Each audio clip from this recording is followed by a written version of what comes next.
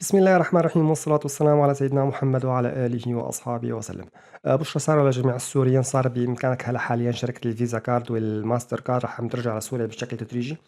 يعني إذا كنت شخص موجود بأوروبا ونزلت على سوريا ومعك الكروت من فيزا أو ماستر كارد، صار بإمكانك بكل بساطة تستخدم هي الكروت داخل سوريا ضمن المتاجر اللي عم تدعم الدفع الإلكتروني.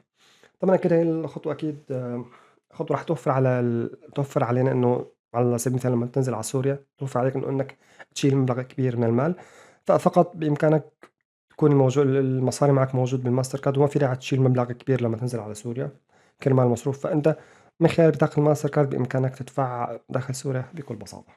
أكيد تعتبر هالخطوة إنه خطوة مهمة كرمال الانفتاح الاقتصادي والمالي لسوريا، كمان كرمال تسهّل عمليات الدفع الإلكتروني والتسوق عبر الإنترنت داخل وخارج سوريا، كمان تسهّل عمليات الشراء أونلاين بالإضافة لإستقبال وإرسال الأموال من داخل وخارج سوريا، بالإضافة إلى دعم الأعمال التجارية للشركات أو الأفراد على حد سواء.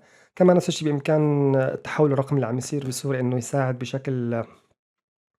بشكل أو بآخر بالقضاء على البيروقراطية، على سبيل المثال تصير الخدمات الحكومية الموجودة بسوريا بشكل رقمي، فبإمكانك هالشي بإمكانه يساهم في القضاء على البيروقراطية، يساهم بالقضاء على الرشوة. فلمّا تصير الخدمات الحكومية على سبيل المثال إنه استخدمت الدفع الإلكتروني، فيصير المواطن بإمكانه يصل للخدمات الحكومية على مدى ال24 ساعة، وما عاد يحتاج إنه يراجع أي دوائر رسمية، فبإمكانك تعمل المعاملات الخاصة فينك أونلاين. بإمكانك كمان تدفع أونلاين، فبالتالي توفّر عليك وقت وجهد وتعب، وكانت أكيد هي إحدى المزايا الخاصة بتفعيل التحوّل الرقمي وخاصة الدفع أونلاين بسوريا من خلال بطاقات الفيزا والماستر كارد. طبعًا بانتظار إنه تفوت الشركات الثانية مثل البايبال، مثل الكلارنا، مثل باقي الشركات الدفع الدولية على سوريا.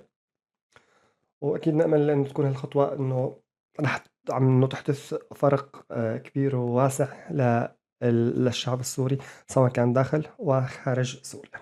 طبعًا هاي كان كل شي متعلق بفيديو اليوم، الفيديو إن شاء الله تعالى بيكون انتهى، ونشوفكم بالفيديو القادم، والسلام عليكم ورحمة الله تعالى وبركاته.